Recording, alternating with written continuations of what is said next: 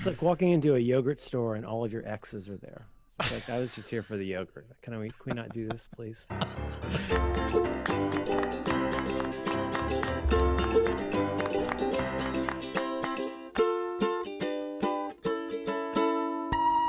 You look nice today. California King. Coming up, I have an anniversary, a wedding anniversary that I have not yet purchased a present for, and I don't know what I'm going to do. It's not a big one, but after a certain point, it's just been a long time. So I should be able to come up with something. I don't know if you guys can help me out. I was thinking about, here's one of the things that I was thinking about. Our local movie theater chain, Cinemark, has a deal where it's cheap. It's like $100 and you can rent out the theater. That seems fun, right? Rent like Howard Hughes style. There must be terms and conditions that apply, but purportedly AMC will let you rent an entire theater for $99. Right. Yeah. That's I think You get to pick the movie, or is it what they feel like running? well, it's the classic movie theater choices of 7 things you didn't really think you wanted to see until it was one thing that you had to see. So the choices that I saw, there was a list of choices. There were about 3 new movies and about 7 kind of Halloween classics, which is that seems reasonable to me. I like if they're just super random, just whatever print the theater happened to have lying around. You get Kindergarten Cop, maybe Working Girl, yeah, Casablanca because it's a classic. Is this what they call omakase? Is this like you come in, you go to the chef's table, and it's whatever he fucking feels like making? It's like, That's right. It's whatever Ronnie has handy. He's done Cinema. He's done a couple JAs today. He's not really on his game. The projection scene is this close to kicking him out. And he's just going to put something on. Yeah. I mean, it doesn't really matter. Like, we could walk in and it could just be like the second reel of Cinema Paradiso and we'd be fine. You know, it's more the experience. You know what I mean? Like, So is the concessions open? Or do you bring your own? Could you pay extra and pay corkage and bring your own? You know, I haven't looked at the fine print to see if there's a corkage opportunity, which is a great idea, because in that case, you just get like takeout from the steakhouse because it's your theater. You can, they sign it over to you for a specified amount of time. It's your space. You can do what you want with it. We could do a lot more than just, get the meal. We could also, we could bring in, we could at tables. You could play Twister. You could, do your taxes. Adam, I would be into helping Scott with this. Do you think there's some things we might be able to contribute to make this a special day for him and his anniversary? Eh? Yeah, absolutely. I mean, like, you need, if it is a food service situation, you're going to need somebody to bring you fully masked up, of course. But yeah, in my experience, with the type of theater that brings you food during the showing, right. And I'm so glad, by the way, that movie theaters are shutting down, because I was not a big fan of this. Oh, really? Really? No. Well, okay. So this, not to go off on a rant. No. Please. Let's take a moment. Let's asterisk to your anger. No. I want to help you. I want to bring you food for you and your wife. By the way, are your kids included in this? Yeah, they could be. I mean, I assume that it would be easier for us all to go. Yeah, okay. You're going to amortize that $99 a lot better if you bring more people. That's true. I can charge them $25 per head. If you can get them to agree to corkage, I think that opens the door for a lot of things. You could hire Waitrons to come in dressed like classic Universal monsters. Yeah. But I guess I want to help any way I can. Do you have a sense? It seems to me that with an anniversary present, like so many presents in adulthood, it depends on the signal that you want to send.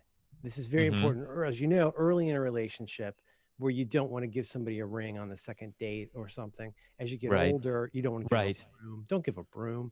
Like, do you have a sense, if you can share with Adam and I as your Cinema Paradiso consultants, do you have a sense of what you would like your lady friend to walk away with after the anniversary's gone by?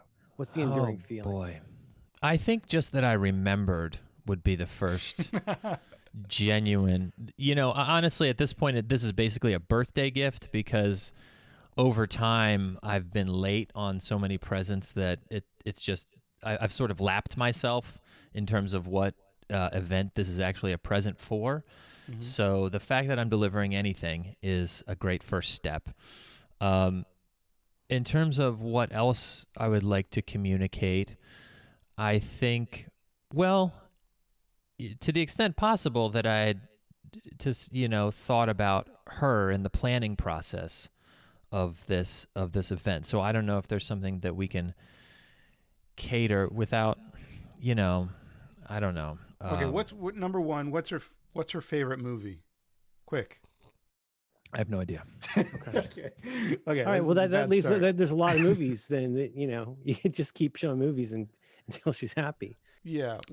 Her favorite movie is lots. She likes movies. Mm-hmm. So. This is gonna be great then.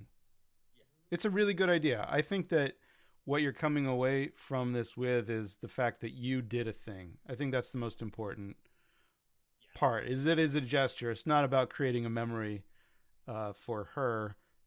It'll just be, are you going to surprise her with this, or are you going to tell her it's coming?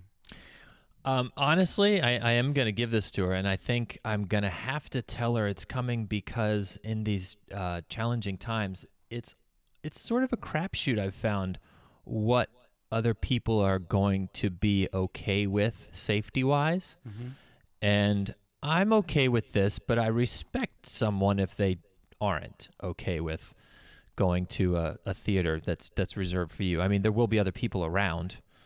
May have just found a pretty important loophole, and we'll probably have to cut this out. But let's be honest, you nailed it from the beginning. You remember. After that, who cares? She doesn't have to actually get it. You just have to it's sort of like you print out a picture of the washing machine you bought her because it's out of stock. Many times. Yeah, many times. Every Christmas card at our house, somebody's going to get a printed out, a laser printed picture of a Doctor Who calendar. I've gotten to the point where I don't even print it out. I just hold up my phone. That's coming. I don't know, a couple weeks. That's the thing here is, and like I say, I know this is going to be a little bit delicate, but she likes all kinds of movies, but she also might be really put off by the idea.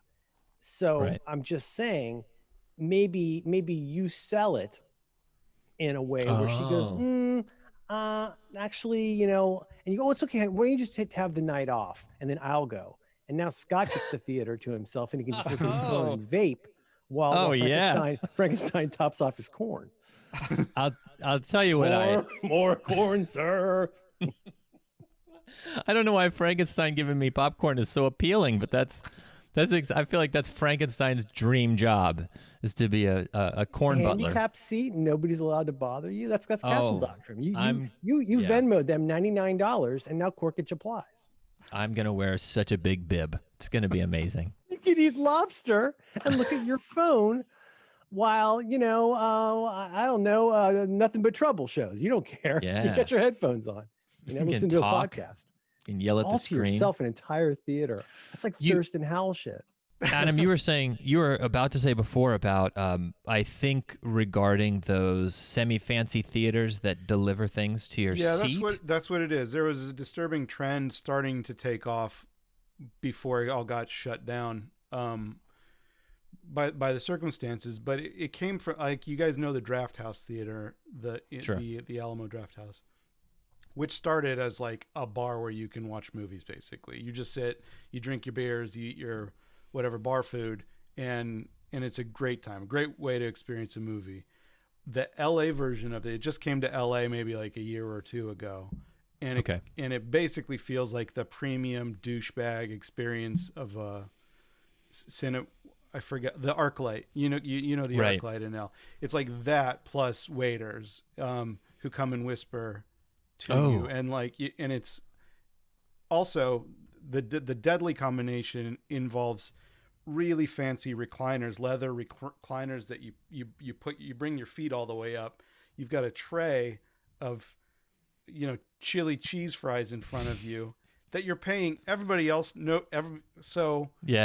everybody's trying not to notice each other eating food, but you can't help it, and you just feel like a disgusting It was very gluttonous Wall-E. baby watching some dumb It is. shit, overpaying for it, and I feel like it totally it craps all over the original intent of the experience, and so I am not for it. I forget what I saw, but it was like lots of fried food. That's what I remember. It's an awkward position to be in when your legs are forcibly raised and you're leaning forward to eat like queso. Yeah. Like that particular combination, your stomach rejects, and just any sense of propriety, I think, when you're lazy boying with restaurant food. Right. I feel like the takeaway is that it feels bad to have somebody come and bring me something in a movie theater. Mm-hmm. You know? Okay. They're crouching a lot. It's a very performative kind of running crouch that I feel bad. We've talked about this so many times in the past, and why we never got mani-pedis together is that I'm so uncomfortable being serviced by anybody. But Right, also take right. Adam's point, where you got the fancy chair. And if you're sometimes, let's say you're the kind of person, I don't know, for the sake of argument, where you buy two extra tickets so you can have seats on either side of you because you don't like people. If you've ever done that, so you obviously have done that. You get your backpack in one place. You say, no, here's a ticket. That chair's for my backpack. That I bought that seat, sir, sir. Hold up your ticket, lobby boy, and then then they bring you a couple lobsters, and you're like, I'm not even hungry. That sends a certain signal. It's not the egalitarian cinema experience where you're scared because the train's coming at you. It's a little more like a Veblen movie. Yeah, you're just showing off. Yeah. Yeah, and it's even worse. I feel like with typical movie snack food concessions, the person next to you isn't eating red vines or whatever. That's fine. I'm gonna eat my red vines. You enjoy not eating red vines. If you've got a full 3-course meal coming throughout the show, and that person's just sipping on their own bottle of water, that's gonna make one of us. They've been nursing that $7 bottle of water. They're they trying brought to. that water. They're trying to enjoy Tenet, and you've got a dessert that's on fire. Well, it could be worse. I mean, have you ever gone out to a dim sum place? And they got the cart, and they're like harassing you the entire time. Would you like more duck feet? And like you can't even like have a conversation. I guess that could be worse. I mean, if they had a lobster cart and just kept coming by, kind of brings the worst of Las Vegas to the worst of declining Hollywood entertainment. But they got to make the money somehow. $99 does not seem like a lot of money for a theater. I mean, It doesn't seem like enough. It doesn't. 4 But that's. tickets, I mean, that's also the nature of movie theaters in general. Is they'll sell you something and they're like, we don't even know how we're making money either. Like this makes no sense to us. Nothing about movie theater pricing, whether it's insanely too much or insanely not enough, makes any sense. I was a late movie pass adopter, and by that I mean I bought it after 15 people had recommended it to me, but too late, so I couldn't really use it at any movies. I never understood their business model. Neither did they. $99 for a theater, seems like too cheap, but that's my kind of too cheap because that's, I'm paying it. So why not go for it? And then, as you say, Merlin, if it's essentially my space. This is really, it's really only now very much occurring to me that you should check the wording, obviously for corkage. Is a Frankenstein included? Will there be a universal surcharge? Does it have to be Tenet? Like whatever it is, you check, you look it over. I know you have a background in law. You'd be very familiar with that. Does it have to be a movie? Could you make it into an ad hoc co-working space? Because I'm thinking you get enough people. $99. $99. That's right. There's may not be any fresh pressed juice, or there could be because you brought that in with you because now the AMC's your office. That's right. So you got a recliner and a lobster. Shit, dog. You could get a lot of comedy done in a place like that. We're talking about. You could run your theater in the theater. I mean, essentially, if I can get 4 contiguous 2.5-hour blocks for $100 each, that's $400 for an entire working day of space that I can use and subdivide how I wish. Is that what you're saying? This is very depending on the length of the movie, because if you got something like an Andy Warhol movie or like an Abel Gantz's Napoleon, if you got like a 16-hour movie, I'm just saying 99 bucks is a pretty good deal. I mean, the Lobster pays for itself at that point. Not that it's happy about it. But. What movie are you interested in watching, sir? Well.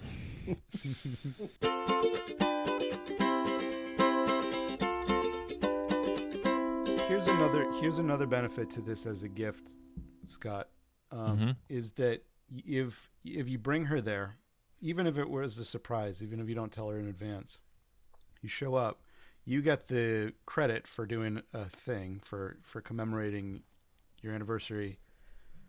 She might be weirded out. You're sitting there during the movie next to each other, maybe 15 minutes in, and you just look at each other and you get the look on her face that she wants to go. She's not into it anymore.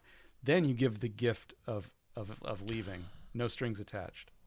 There's nobody to worry about what they think or anything. The only thing better would be the gift of not having to go at all. Which, I mean, no food tastes better than canceled plans. If That's it's true. so nice to not have to do something, especially now. And if you don't like lobster, why would you want to see twins, in a chair? But it depends on what you're into. But that's a huge amount of relief for me. It's like, whew, but yeah, bullet it also dodged. strikes me, Scott, are you a scholar of men who like to spend time in their car alone? Isn't that a thing you've studied a little bit? Oh, absolutely. That's something that I'm very much in tune with. When I would pick my kid up, when my kid had a school to go to, I would notice there would be dads lined up all the way around the block who got there way earlier than they needed to be. Oh, yeah. Sometimes you want to read a sports section. Sometimes you just want to close your eyes and get some me time. Listen to that talk radio you enjoy. But it strikes me that we don't really have those other locations outside of the house anymore. And maybe this could be that for you or her. Maybe you rent yourself a theater for $99, and then you rent her the contiguous theater. You can watch different things or nothing at all, and now you don't have to spend your anniversary together, in the room, which is a gift for both of you at this point. Mm-hmm. I have noticed that our relationship goes particularly well when we're texting each other. Mm-hmm. It's I've noticed just this. I'm so much more cheery. I'm so unpleasant. So much more I'm cheery. so unpleasant in person, but I'm just. Man, I'm dropping exclamation points like a bad habit. I'm excited about how everybody's fucking day is going. Oh, that's great. And the doorbell rang. Oh, man, cool. Did you guys, Adam, when you were upset about movie theaters before, you were speaking specifically about the upscale popcorn in a champagne bucket style. You're a fan of going to see movies in the theaters? No, sir, you're not. Well, no, frankly, that surprises me because you are, of the three of us, the one who went to film school. Yeah, but I think, to your point, film school ruined movies for me. I think anything that requires, dedicated study towards that thing is going to crush it all out, crush all the pleasure out of you.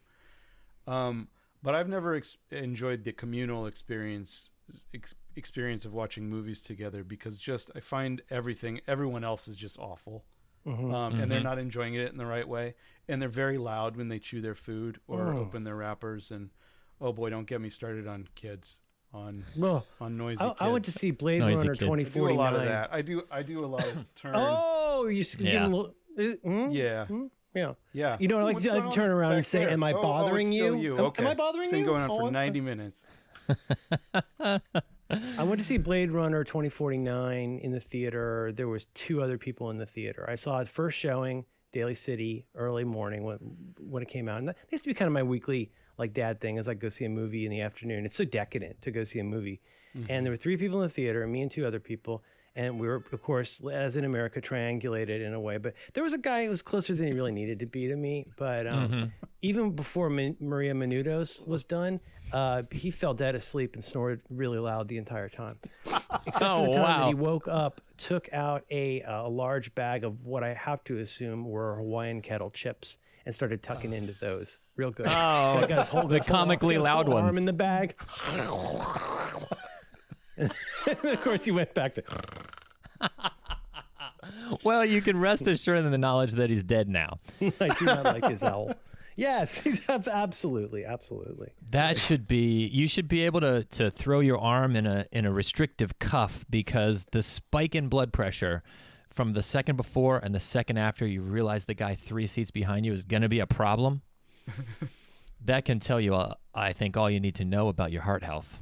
And it's something I really bring on myself. It's what in Buddhism they call the second arrow, because like I hate what's going to happen, and the only thing I hate more than what's going to happen is me anticipating what's going to happen. And so let's say for the sake of argument, bought extra seats. I've made a civilization for myself in the back row. I just want to be unmolested. Other trick, I don't buy the center seat. I buy the off-center seat. Ooh. So that's naturally going to throw me a little bit extra. And then 2 youths show up, a female youths. and a male of the species, and they begin. I can feel that they're here and they're having fun with it. They're not here for the movie, and they spend the entire movie taking photographs of each other with the flash on. And, You know, did I ever tell you guys about the time I went and saw Synecdoche, New York by myself? Did I ever tell you about that? Oh boy, I'm surprised I haven't, because I would run a theater with you boys to watch that together. Let me tell you, it was when I was in regretting my career choice phase of my career, when I was being paid money to do a thing, and I would leave work 1, 2 o'clock just to kind of wander and think about my life, often seeing an early matinee. I went to this place, and there were, much like your 3 people in the theater triangulated, there were 15 to 18 men alone in the theater.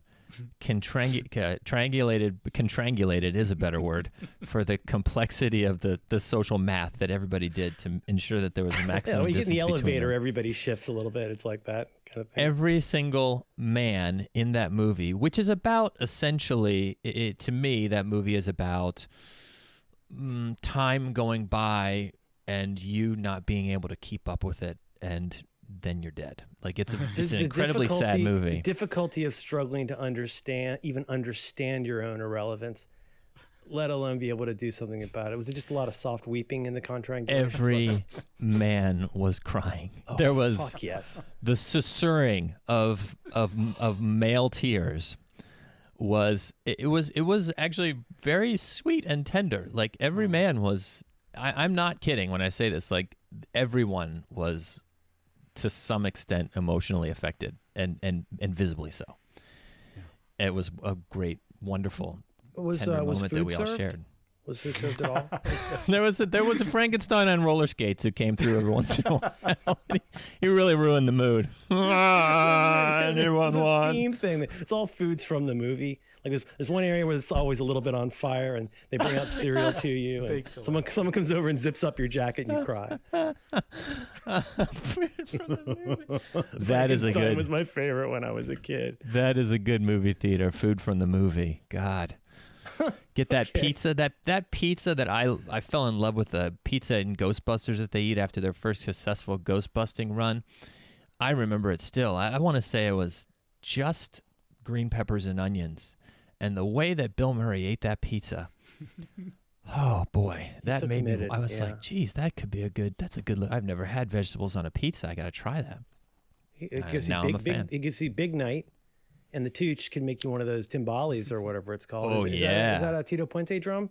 Whatever it is, he makes you that big pasta disc or whatever.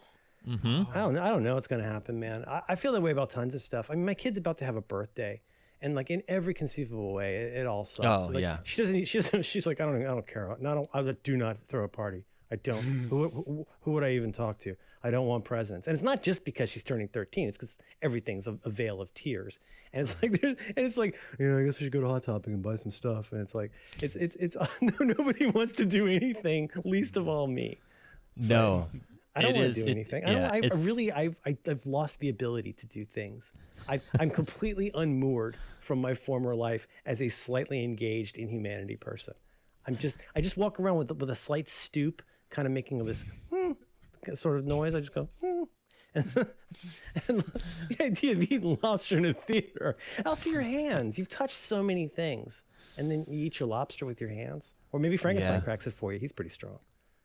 Yeah, I mean, forget the movie theater part of it. We've gone out to try to have outdoor eating a couple of times, in a parking lot at a restaurant. Oh, have you done that?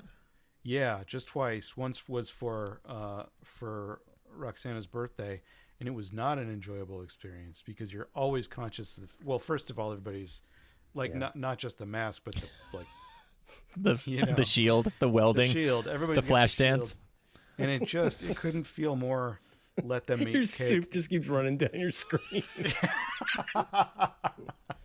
I sent you a photo, Scott, to make you jealous. I sent you a photo the other day of some pickup dinner we got. We gone to vote. Oh yeah.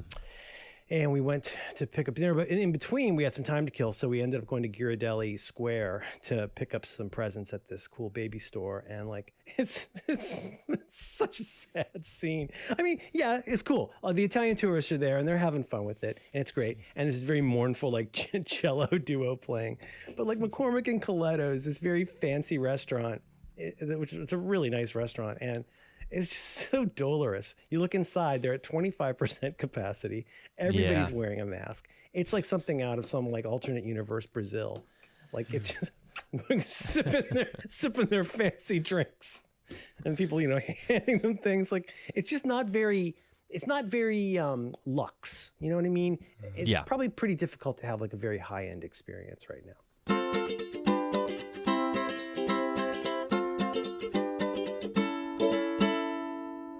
Are there other things you can rent? I mean, does it have to be a movie theater? Are there?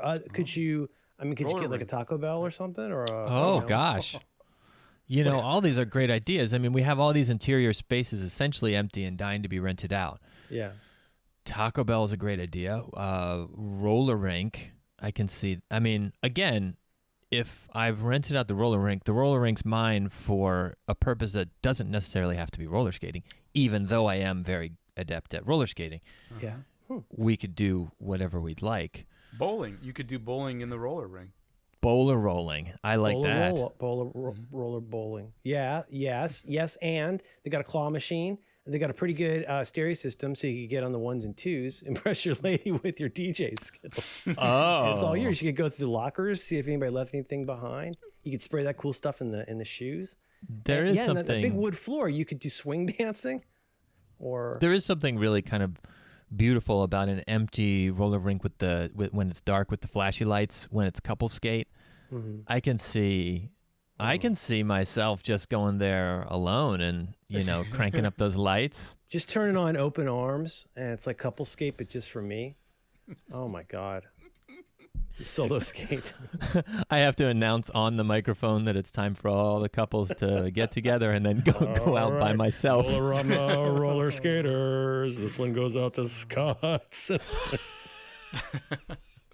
And then I go out and just eat your lobster and vape. I think I must be hungry for lobster. That would be such a good. Just like a concept for a music video. It doesn't matter what the song is, but just Scott roller skating by himself. It's a one shot around and around the rink as you've got a lobster in one hand. Yeah. And you just take him. It would change so much depending on what the music was. Yeah. You could do so. I mean, if it was Paranoid Android, that would be one thing. Right. Like sure. Like a Kate Smith, like a We'll Meet Again, Don't Know Where, Don't Know When. Very different. We Are the Robots by Kraftwerk. You could have so much fun with it, and the Lobster really sells it, I think. Yeah, that's God, these are great ideas. For but okay, so I think we're thinking small. Lobster roll. Lobster roll or okay. That's I'm great. gonna workshop that. Love a lobster roll. Oh, I would kill to skate with a lobster roll. We gotta figure out how to do this. I think it can be done. The thing is, and then we invite everybody to participate. Yeah. Well, again, I mean, if you've given them $99, the sky's the limit. But here's the thing. I mean, like the thing is, Taco Bells are still open. Believe me. And like I don't know, roller rinks maybe not. But think about the kinds of places that you never could have rented for $99 before, where they will now happily take. Could be a bookstore. A bookstore maybe. Are there other kinds of stores? A dentist's office? I guess they're probably going right ahead. Sorry, no offense, Adam. But I mean, there are other kinds of places that aren't doing so great right now that could use the dough, and you could go, eat lobster in there. Maybe the international terminal at SFO. Oh, the whole. I don't think that's getting a lot of use. Just get the whole terminal for $100. Oh my God, that'd be so. That would be a bank. That would be fun. Yeah. Yeah, there are a lot of places I love to explore by myself. Bookstore's a good one. What about this? A toy store would be fun, except we're all adults. So maybe a Sharper Image could be good. Oh, like a Brookstone. Oh, You could just sit in a massage chair. I wouldn't hate going into a sex toy store just to actually, be able to read the panels of all the products for once and not be embarrassed. Right. To look at all the things without looking like a pervert, because then I don't have to look. Itself, no one's staring. That's no one's staring, and I don't have to look side. If you look sideways and they're not trying to help you. They're not. They're so. You go to a Good Vibrations, and boy, are they ready to help you. They want to talk about what so many questions this is for, and what kind of rechargeable batteries and whatnot. And I just want to read the package and learn a little bit more about the warranty. I'm interested in the culture of the place, not so much, the exact practical purpose for me that this artificial vagina may or may not have. Mm-hmm, mm-hmm. I just want to, read the backstory on the. Yeah. Well, a lot of those places do like a Warby Parker style thing now. You get a free try on. They'll send you 5, and you just let them know which one you want to keep, and then they fill your prescription with it. That's a great idea. That's a great idea. Mm-hmm. I'd like the one called Joan, please. She seems nice. D batteries.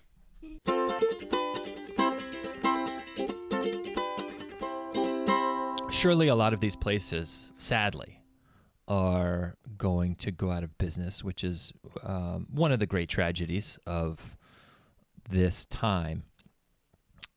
And it hurts me to know that so many of these spaces are so poorly set up for any future business that might take over the space.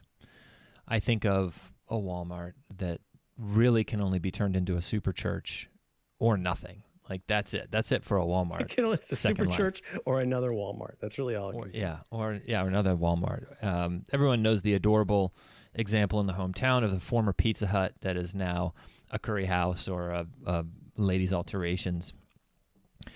I wish everything that used to be fake ethnic food in Florida is a urology clinic now. Really, as like a clinic. See, that's I mean, it's a wonderful example of the flexibility of the mind when it comes. It's just a box with a bathroom. You can do anything with that. But you remember like Stacy's bookstore, that amazing bookstore downtown that closed. It's like 4 stories, and it was closed for I think like years. And everybody's always wondering like, what are they eventually going to make out of this? I mean, there's so many kinds of buildings like that. Like you get like a Fuddruckers, R.I.P. Like they're gone. You could probably make that into a urology clinic. But there's certain kinds of things where it's going to be difficult to build out into the. Do you think everything will just become like an Amazon like sorting station? Like what is the future of retail? Like a drone charger zone. Jesus. I don't know. I mean, I wish that we as humans would operate with just a bit more foresight when it came to the reusability of those spaces. My point is this. Whoa. What if instead of a urology clinic that used to be a Pizza Hut, you've got a urology clinic that's shaped like a Pizza Hut because when it goes out of business, Pizza Hut will take over that lease. Do you hear what I'm saying? So if the architecture... Begin with the end in mind. Don't be too on the nose about all this will ever be. Architect for the thing that it will become. Like, why does this Office Depot look so much like a planetarium? Well, when they go under, they're going to be ready to roll with the very popular commercial real estate option. Just for the building you want, not the career you lost. And that starts at the beginning with the architecting process and the permitting, the zoning. There's all kinds of limitations, but you're saying the pipes, like, origami business, you can fold it a million ways. Huh. One of the great effects. I mean, Adam, think about it. You are a proprietor. You have a shingle. You've hung a shingle, and you have real estate space. Wouldn't you be that much more pressed to do a good job if there were people in there actively measuring out where the salad bar would go? Yeah, but also that's going to incentivize you. Bar. I think that's fair point. That's just useful. Fair point. That's So it's both a sword of Damocles and a delicious way to get some fiber. Mm-hmm. Well, the food court. If you go back and think about food courts, that's a real interesting idea. When I was a kid, nothing was more exciting than going down to Florence, Kentucky. You go to the Florence Mall, and it was the first mall I'd ever been to that had a food court, and it seemed like just about the most decadent thing in the world to me. Now, to me, that's a little bit what we're talking about. You start out, you got a casual corner. You got an Ann Taylor, but then over here we got a bunch of little boxes that can be any kind of food where the people are willing to pay, and we can switch those people out as needed. Maybe that's Fungible. more what the future looks like. Whatever building you have, there's going to be sub areas in it like a mall. So I don't know if it'll be Lobster necessarily, but Adam might put his shingle right next to the Hot Sam's pretzels, which I assume still exist, or the Auntie Annie's, or whatever pretzel place is there. That's where his shingle goes. But then that could also be a place where he fixes your iPhone screen, which, let's be honest, most businesses will eventually become. Well, at least as a front. I think that these are great ideas, and this actually gives me so much inspiration for my anniversary present for my wife. Let's say 10 hours of movie theater space for $400 that I'm going to rent out for her, subdivide into a number of different kiosks, one of which will obviously be devoted to lobsters. And then, this has gone from a gift to a real revenue opportunity. She's going to run basically a little series of stores inside a movie theater for the day. How exciting is that? So it's like the opposite of a food court meets not Hollywood, is that you would have all the kinds of kiosks. Like, let's be honest, all that's going to be left at the malls at this point are going to be the phone repair screens and probably the pretzel vendors. But like, for example, you could bring me in. I dress as Frankenstein with like a toque, like a French chef hat, and I have a lobster stand called the Main Event with an E. And the Main Event is based on the state is where I would be able to vend your lobster to another Frankenstein, or perhaps a wolf man, who would then, if somebody wanted at the iPhone screen place, it's not just like, don't touch the screen with that. It's very sensitive. Adam, how do you feel about this? Would you have a role in Scott's movie anniversary event? Do you think? Yeah, I'm trying to think. Maybe I could curate, because you don't want to be burdened with the decision of what to watch, and it's in omakase style. But I don't think. Here's the problem with movies: they're way too long. So way too long. You want to go and watch YouTube with your lady. Okay. So you might be the video sommelier. You would suggest some pairings, maybe some Quibbies. I imagine we could pick those Quibbies up for nothing at this point, RIP. But like the kind of thing where maybe it's tonight, it's a special night. It's all trailers. It's just trailers tonight. That's what Chef Adam. Or you see, you see what you see. I'm having a lobster, a baked potato, and you suggest the types of videos that would accompany best that particular meal. Yeah, Wendy's commercials go well. Wendy's. Could we get Maria Menounos for this? Would that be a get? And she could talk about the new Microsoft, ironing board platform that's coming out for the enterprise. I think, I don't think she's on the screen. I think she's got a kiosk called Beauty Mark, and it's just there. And she's just speaking to everyone about. So it's also a little bit like Comic-Con. That would be fun if you could come in and meet some of your friends from you bring out some of the YouTube stars that you've seen in those wonderful advertisements for the YouTube original. Maybe Jake Paul could be there and photograph a deceased relative of yours in the death forest, and then maybe he'd sign something for. He'd sign your lobster or fix your iPhone screen.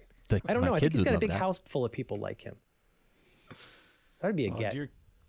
Scott, your kids know YouTube stars? They know not to tell me about it, because I will invariably go off on a 45-minute rant about how it's talentless nonsense and that people suck and pranks are not funny. Right.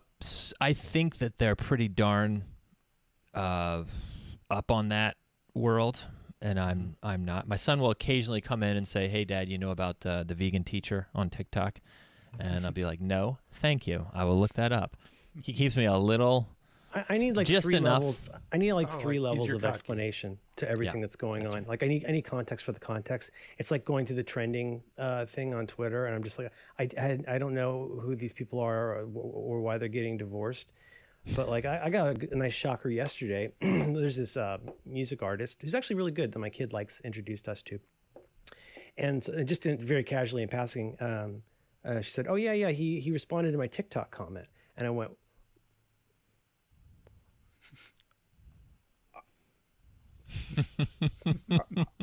"How does one ask? Are you leaving a lot of TikTok comments? Because I feel like this isn't a conversation that we've had before. Is that you're now participating in the discourse? Because that really takes it, kind of to the next level. But at least I know who the guy is, so I feel safe having her be around him. He seems nice."